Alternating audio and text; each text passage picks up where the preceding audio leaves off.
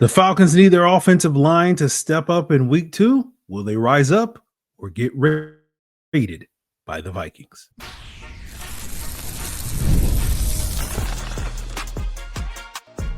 You are Locked On Falcons, your daily Atlanta Falcons podcast.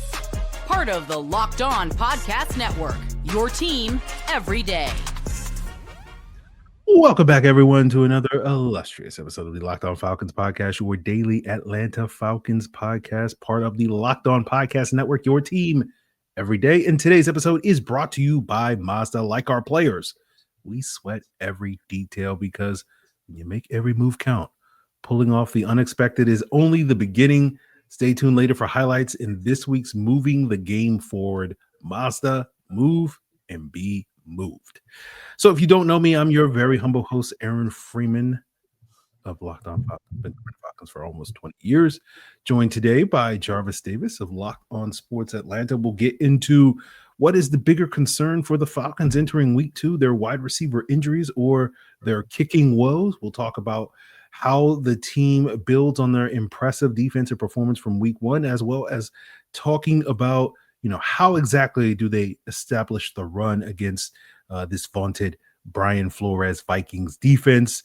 But we appreciate each and every one of you that's here with us as everydayers. That means you make this podcast your first listen each and every day. And all you got to do to become an everydayer is subscribe and follow for free on YouTube or wherever you listen to podcasts. So, Jarvis, we talked about this earlier on Thursday on the football squad at Locked On Sports Atlanta, as well as Locked On Falcons. And we both sort of agreed that a big key for the Falcons in order to come away with a win on Sunday Night Football this weekend against the Minnesota Vikings on the road is the team's ability to establish the run. And essentially, you don't want to get into a situation where you're one-dimensional against this Brian Flores-led defense that's kind of playing into his hands with all the various things that he can dial up. But I ask you the question, now that we both agree that establishing the run is so important for the team, how do the Falcons go about doing that, right? What is their biggest challenge? Is it simply, changing up how they call plays, which is something that a lot of people were critical of when it came to the running game last week against Tampa Bay? Is it just boils down to they just need to light a fire under some of these guys that normally execute their blocks that weren't necessarily executing this past Sunday? Is it one individual you're looking at? Is it a group of individuals? Essentially, if X, the Falcons will be successful establishing the run. And so basically, what is X to you? Oh, it has to be guard, center guard. It has to be Chris Lindstrom, Ryan Newsel, and Matt Bergeron, because those three guys are probably going to be the hardest matchup that they've had. I mean, I know it's only one game in, but when you talk about an interior defensive line that gives people's problems, like you're talking about Javon Hargrave, Jonathan Allen, those guys are guys that can get off the ball, cause havoc, and disrupt whatever you're trying to go on, especially when you're talking about that zone running scheme, right? Because when you talk about not being essentially going for where whoever shows up in your space once the ball is snapped, like those guys get into your space really quickly. So you talking about a split hair decision that you have to make as offensive line, like, okay, is this my guy, or does the guy that's next to me have this particular guy? And I think that with that matchup that they have on the inside, I feel like they could be at an advantage since they're outside zone team. And that's their bread and butter, or that's what we've been told. That's what we saw last year as being their bread and butter. So I feel like this could work out in their favor, given how loaded and stacked they're in on the interior. And they are dealing with some injuries on the exterior. Van Ginkel, he has the concussion. He's in concussion protocol, so we may or may not see him. He didn't practice yesterday. And didn't practice on Wednesday or Thursday. Just saw that come down. So I feel like that might work out to their advantage, where they may be able to get something going on in that outside zone run scheme. But it starts with those guys on the interior and making sure Javon Hargrave and Jonathan Allen don't tee off in this game. Yeah, had Luke Braun on yesterday's episode, crossover Thursday of Locked On Vikings, talking about how the Vikings aren't necessarily the sturdiest up the middle of their D line. Obviously, do not have a large presence as large as Vita Vea there. So hopefully that will be a lot easier, as you and I both watched Vita Vea be extremely disruptive last week. And it's like, Amen, sir. yeah, Like, man, can I just say this about that game? yeah, Like, Vita Vea was holding Chris Lindstrom with one arm and just walking Chris Lindstrom into the play. He didn't even make the tackle. He just put Chris Lindstrom's whole body. Like, yeah, you hold right there. Because I want you to stop the doggone running back from going where he needs to go. Man, when you think about just the mass, that's why I feel like, man, we need to bring big defensive tackles back into the fold. mm-hmm. I just love watching guys like Ted Washington, Gilbert Brown, all those guys, man, like into a much, much lower level. I like watching my film too. You know what I'm saying? I used to feel like I used to take on a nice double team back in the day. You know what I'm like? So it just makes me sad that, like they've gotten rid of the big D tackle, but Vita Vea is holding it down for the big guys. But yeah, man, that's one of those things where you got to look at, all right, you aren't injured in that interior part of your offensive line. So we need to see some movement this week because Minnesota is going to be ready. They got some veteran guys that know how to do it. They might not do it as much as they used to, when they first came in the league, but they understand how to. And I feel like those guys are going to be ready for this matchup. Yeah, and I was joking with some folks over the after the game that Kalijah Cansey is an everydayer of Locked On Falcons, because we talked about like the Falcons could be able to move Kalijah Cansey off the ball because he's a really good pass rusher, but not the lightest, or is a little light in the pants when it comes to run. And if you watch the game, you watch Kalijah Cansey just be disruptive. Yes, they were not able to move 285-pound Kalijah Cansey, and it was like, all right, guys, like. you clearly did not have a good day. So my expectation is that they will bounce back for that. Dwayne Ledford will have those guys fired up and ready to go, and they will basically, have their manhoods challenged this week, and so they will be able to go out there collectively as a unit. I don't expect to see Charlie Warner have the same struggles as a blocker that we saw from him last week. Such a shocker to me, man. Yeah, and that to me is kind of what it boiled down to, where you had 4 really good run blockers for your team last year that were really kind of the engine for your run game. You lose 2 of them in Drew Dahlman and Caleb McGarry, and then the other 2 in Chris Lindstrom and Charlie Warner did not have their typical performances. And basically, you see that reflected where you're essentially your engine stalls out and you're sitting there, stranded on the side of the road. And so I think you need to have those 2 guys step up. And as you mentioned, some of the other guys need to, as they say, inject some fuel into this run game in order to get this thing going. And I'm looking mainly at you, Matthew Bergeron. Man, my guy, you can't let Kalijah Cansey push you around like that. Like, we need to do a better job, Mr. Bergeron. Yes. But he's got that hockey mentality. So he basically he'll pick a fight this week. I expect him to get after it this week. You better challenge that. So we will see if the Falcons can establish the run this weekend, which I think holds a big part of their success offensively. But we'll flip the script and look defensively and look at some of the things that stood out to us in week 1, some of the things that they can build off of. And if Jarvis has any thoughts on some of the areas that he wants to see them get better at heading into this week 2 matchup. And we'll do that as we continue today's Locked On Falcons. Today's episode is brought to you by DoorDash, and since it's almost the weekend, it's time to look back and crown this week's MVP on the Who Delivered, powered by DoorDash. Just like you can win every Saturday with DoorDash Streaks, saving more every time you order. These players delivered when it mattered the most. Let's break it down. For the Falcons, our player is, of course, Michael Penix, who delivered in a big way with his play down the stretch in the 4th quarter, putting this team on his back and driving them down the field with a chance to win the game. And when the pressure was on, Michael Penix came through with no hesitation, no delay. And this is not a fluke. This is the beginning of a streak of late game clutch performances that we will see for years to come. And just like Michael Penix delivered for the Falcons, DoorDash is going to deliver for you each and every Saturday with DoorDash Streaks. You save every Saturday you order, stack it up all season, and you can save up to $250, including $100 in DoorDash credits. Order this Saturday. Keep your streak alive. Fuel your game day only with DoorDash. Terms apply. Promo period through November 18th. And today's episode is also brought to you by FanDuel. With the NFL season is here, FanDuel is making sure that you're ready for kickoff with this can't-miss offer, because new customers at FanDuel can bet just $5, and if your bet wins, you get $300 in bonus bets to use across the app.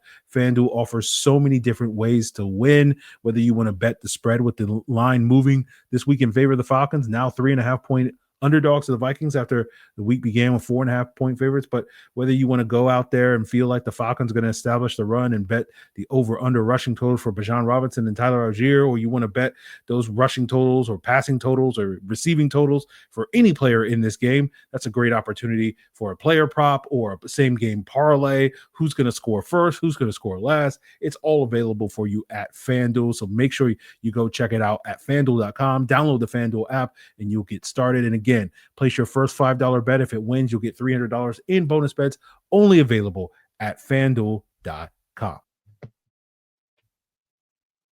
So continuing today's Locked On Falcons here with Jarvis Davis of Locked On Sports Atlanta. We haven't spent a lot of time talking that much about the solid play of the defense from week one. They were by no means perfect, but clearly gave the Falcons a great chance to win that football game. And we've spent, as we often do, after a loss, we focus on what went wrong as opposed to some of the things that went right. But I think the defense, for the most part, went right this past Sunday. And so I'm curious, Jarvis, what were some of the things that were encouraging to you that you saw on Sunday that you feel like this defense has a great opportunity to build upon heading into this week 2 matchup, as well as maybe some other things that they could potentially improve upon, or things that you want to see a little bit more from them heading into Sunday? I think one of the things that stood out to me was the aggressiveness, like the style of play, right? The downhill linebackers making open field tackles. Whoa, what's that? Linebackers making TFLs. Like, what's that? Like being aggressive and not making the tackle 3-4 yards down the field. And I'm seeing the back of your numbers and the running back dragging you back. No, like that's the one thing that I just get really, really excited about. And I feel like they're going to continue to build on that because of who you have in there, right? Caden Ellis, we know he's a solid dude. We know that he's a guy that likes to go forward. We don't want him dropping the coverage that much. But guess what? You got a guy that can supplement that. Divine Diablo, he can drop the coverage and he can come down here and punch you in the mouth as well. So with those pads. So that's the thing that I was really encouraged by overall. Another thing that I was encouraged by, guys breaking on footballs. Like, sticky coverage. Even if they got the completion was made on them, they made the tackle right there. The guy went down to the ground as soon as he's all gonna caught the football. We saw that on Mike Evans a couple of times, right? I like AJ Terrell being on the number 1 wide receiver and not dropping in the zone coverage and stuff on 3rd and 8 and staying at the first down marker. Like, we didn't see any of that. I was so encouraged by that. That made me so happy. So for me, I feel like they can build on that by kind of rectifying some of the ghost of DB's past. Justin Jefferson, Jordan Addison's not there, which is a really good thing. He's suspended. He didn't want to play in this game. He wanted to do what he did and all that stuff. But, man, Justin Jefferson is still going to be there. I would like to see somebody else beat the Atlanta Falcons. Don't let it be Justin Jefferson, because essentially that's all they have. I mean, you throw TJ Hawkinson in there. He was a little quiet last week, but, and that would be another one. A tight end beat the Falcons. You know what I'm saying? Kate, I didn't do anything last week. I know that for a fact because I had him on my fantasy football team. Don't look at me like that. Don't judge me. I got TJ Hawkinson on my fantasy team, so I kind of need him to do something. But I mean, that's another show for another day. You know what I'm saying? But for me, I feel like you like what you saw, and then as far as this week in the matchup that you have, this is another test for Jeff Ulbrich, right? Because Baker. like I said, I know if was a fifth, we all be drunk and all that stuff. Yeah, there were 2 picks. I feel like that were just gimmies. Like they should have taken, like that would have been a pick 6 if Caden Ellis would have picked that ball off. And then Xavier Watts, that one that he was kind of like, I was just like, yeah, man, that's a drive killer and a 6 points. So, you talking about a win right there, based off of, just the final score alone, But I feel like I was very encouraged by this defense. And I feel like it's another test for Jeff Ulbrich to say, kind of look at them folks that were kind of like, oh, you hiring your homeboy and all this stuff. And say, yeah, it's a reason why he hired his home, because I know what the hell I'm doing. And I feel like that he can build on that and continue to establish that as we go along the season, if he's able to hold off a guy like Justin Jefferson and TJ Hawkinson as well. Yeah, and I throw Aaron Jones into the mix as well. Very good pass catching running back.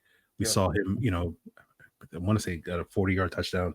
Not quite as good as Blue Magic, but still pretty good. So I agree with you on that.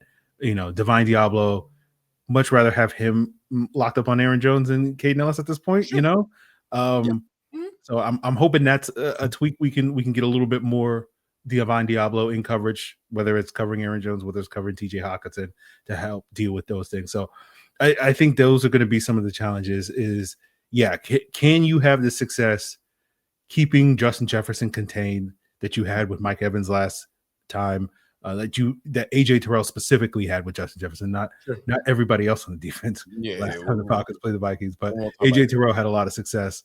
And as Maria Martin mentioned on the Football Squad, another thing we haven't talked about, AJ Terrell played outstanding last week. Amazing, one of the best games he's had, specifically against Tampa Bay, because we know that Mike Evans has kind of been his kryptonite over the years. And so that's something that I think is very encouraging, that, maybe, again, it's one game, so we'll see how it all plays out. And obviously he has big challenge this week against Justin Jefferson, and we'll see, how he deals with Teteroa McMillan next week against Carolina, and then Terry McLaurin against Washington, and then all the other pieces that we'll be seeing over the course of the season. But, part of you is like, okay, like, are we going to get peak AJ again, and have that lockdown number one corner that we haven't, we've seen good play from AJ Terrell, but, haven't seen that sort of like, oh, he's legitimately like in the conversation to be the best cornerback in the league type corner that we haven't seen really since that 21 season. And it's the first week was very encouraging that maybe we're getting that type of player back. And that's something that I think if we do get that, that's something that's going to be huge potentially for this defense and what Jeff Ulbrich is going to bring to the table. I'm curious when we talk about the front. We saw the Falcons get a lot of pressure. They weren't able to get the quarterback on the ground other than that one time with Baker Mayfield. We saw the team have a lot of success stopping the run against the Bucs. We know that, or we suspect that the Vikings are probably going to have a more conservative approach. Ask JJ to manage the game as opposed to go out there and win it like the Tampa Bay Bucs consistently do with Baker Mayfield.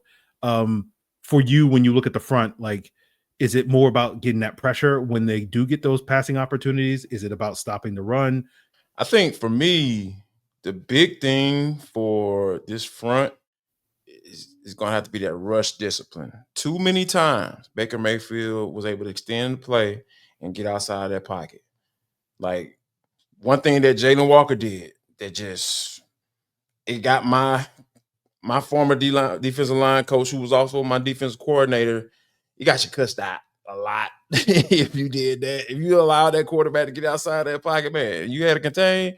Woo!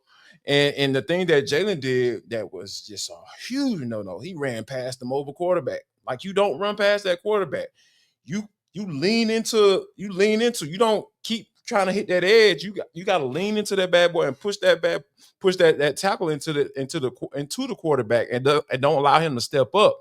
Like, you can't go past the quarterback though. There are a couple of things that you could have done. Like, you could try to squeeze that tackle in as much as you possibly can to kind of get that quarterback to step up, or you can spin back into, so you kind of retrace your steps. And a lot of times, man, guys walk into the sacks when you do stuff like that. So I think that the main thing for me is to make sure they have that rush discipline, rushing as a unit. Don't try to be a hero and dip your head inside and try to get the sack. And then next thing you know, the guy getting outside the pocket. Because guess what? JJ McCarthy, he can move.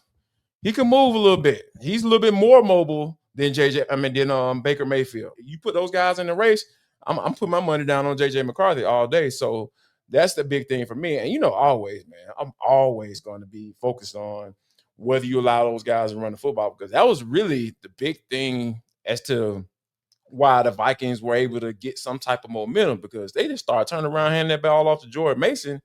And it was just like, oh, okay.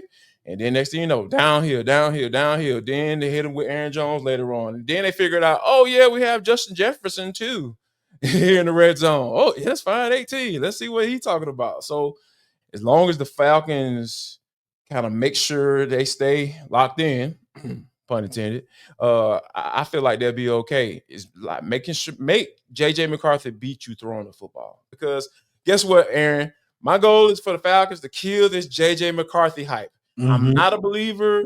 I will not believe it till I see it for an entire season. I'm not one of those guys that kind of jump on the bandwagon early and all that, even though I did that for Michael Penix. But I saw him in person when he was, going through the whole scouting combine down in SEMO. So that's why I believe in him. Mm-hmm. JJ McCarthy, though, and don't add to the hype, please. Please don't add to the hype. Well, Jarvis, I was with you until you said that last thing, because I remember you saying similar things about Bo Nix before that Denver game, and it did not go well for the Falcons. So I hope. See. I mean, I'm still not believing Bo Nix. Oh, I'm standing down. Oh, wow, I will stay down on that one. I will stay down. It's coming. Okay. It's coming for Bo Nix. Okay. Just know that. Okay. Yeah. Well, I believe that. I'm a firm believer in that. All right. We'll see. So, a lot of challenges ahead for the Falcons defense, but some definite confidence that they will be able to overcome those challenges. Doesn't mean that's the only challenges the Falcons facing. They have kicker concerns, they have wide receiver injury concerns, and we'll talk about which one is the bigger concern and the bigger challenge to overcome as we wrap up today's Locked On Falcons. And today's episode is brought to you by Mazda's, moving the game forward for those who believe it's not just about playing the game, it's about redefining it.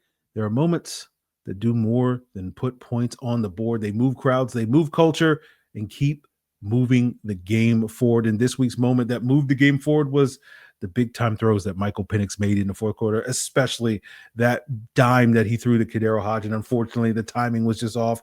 Hodge stumbled, lost track of the ball in the air, and we would have potentially had a game-winning touchdown. But those are the moments that move things forward for this Falcon team, and Falcon fans can move forward knowing that they have complete confidence in Michael Penix's ability to perform in the clutch. And when you follow what moves you, the unexpected is only the beginning, and that's what is the case with every Mazda vehicle. There's more to the Mazda vehicle. Mazda, move and be moved. So, Jarvis, wrapping up today's Locked On Falcons, so looking ahead to this week 2 Sunday night matchup against the Minnesota Vikings on the road. For those of you that are, decided that, you want to take a break from, Locked On Falcons or Falcons news because you were so upset by Sunday's action, you may have missed the news. The Falcons brought in another kicker in John Parker Romo, added him to the practice squad to have allegedly an ongoing competition between him and Younghoe Koo to see who will be the team's kicker potentially this Sunday as well as the rest of the season. So we will have to wait and see on that front. But other news of the week is dealing with injuries to both of their top 2 wide receivers in Darnell Mooney and Drake London, both dealing with shoulder injuries. Raheem Morris on Wednesday said he expects Drake London to play. We'll see.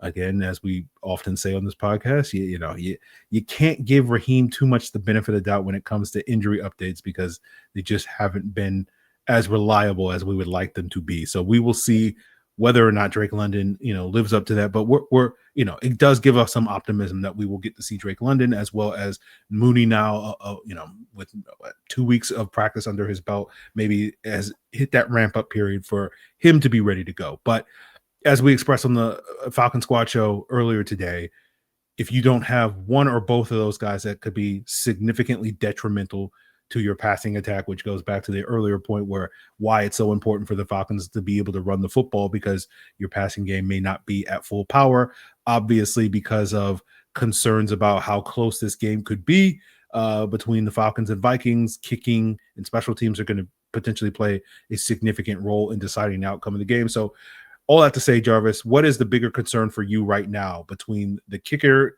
issues or the injuries at wide receiver heading into the Sunday night matchup?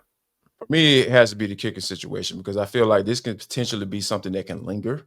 I feel encouraged by Drake London and Darnell Mooney practicing, obviously on a limited basis, and Raheem kind of sort of spilling the beans, saying that he expects him to play, but that doesn't mean he will play, and all that word play that Mr. Word Salad kind of gets down on. We will definitely see.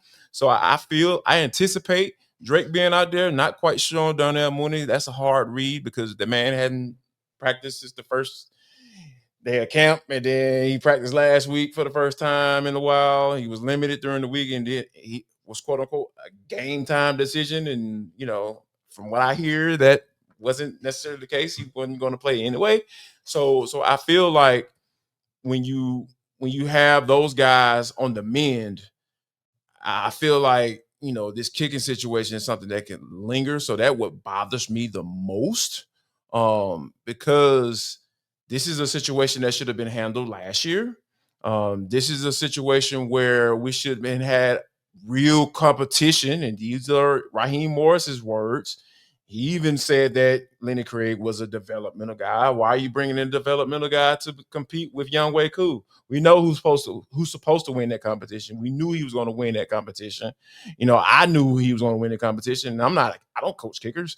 I just know that, hey, veteran guys tend to do well when they know the competition is not all that great. So for me, that kicking situation, John Parker Romo, is he going to be the guy? Is he not going to be the guy?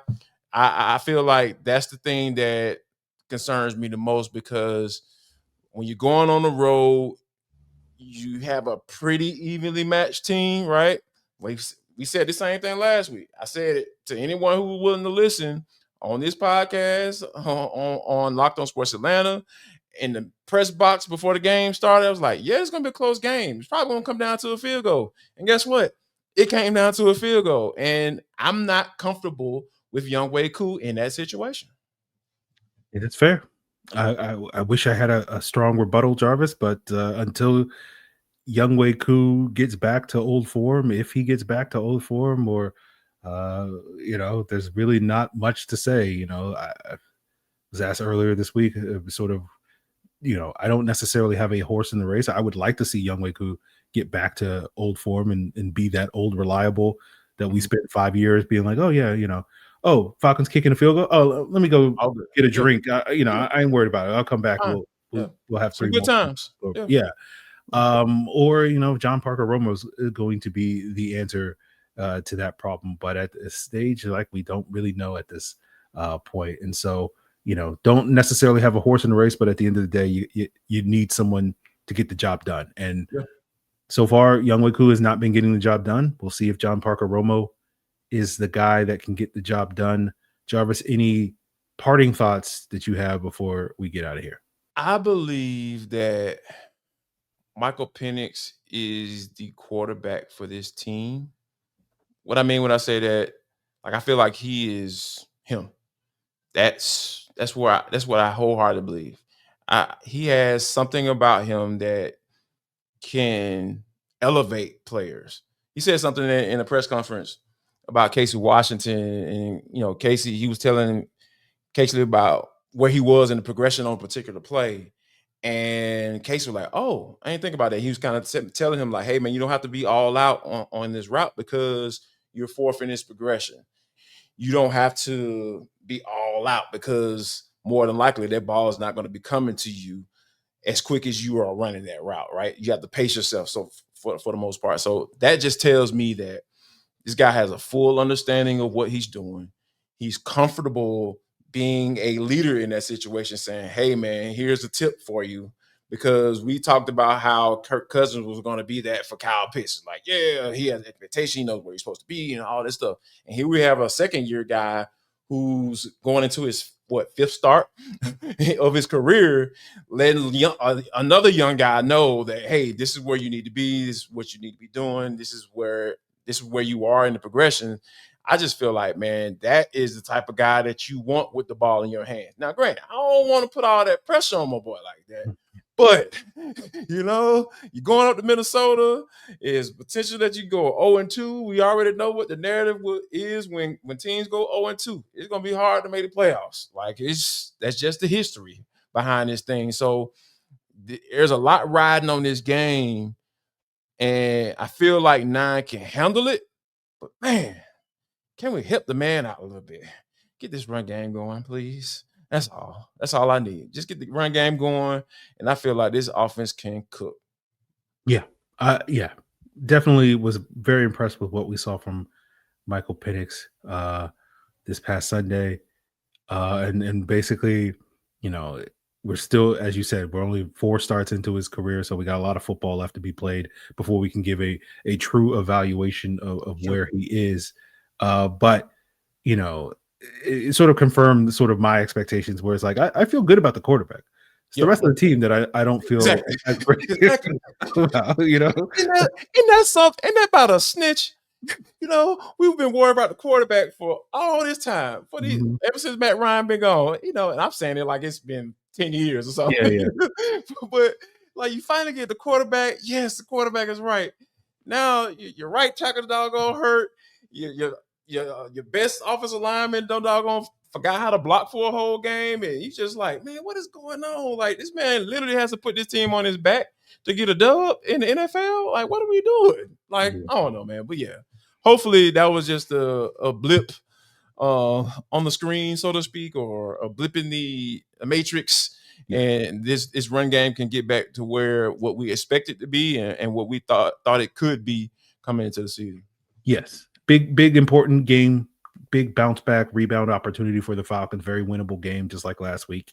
We'll see if they, step up. I'm optimistic. I'm hopeful, expecting them to play better football than what we saw in some of those areas that we've discussed on today's episode come Sunday night. So we will be back Monday morning, basically, if you're on the East Coast, with a postcast over at Locked On Sports Atlanta, as well as Locked On Falcons, with a Falcon Squad postcast, 4-hour-long breakdown after that final whistle on Sunday evening / Monday morning. And then, of course, a full 30-minute Locked On Falcons rapid reaction off the heels of that. So that's all in store for you guys on Locked On Sports Atlanta, Locked On Falcons this weekend. We'll have you covered with all that post-game reaction. So continue to make Locked On Falcons, Locked On Sports Atlanta your first and second listen. Check out Locked On NFL to get you geared up for all of the rest of this weekend's action. It's all part of the Locked On Podcast Network, your team every day.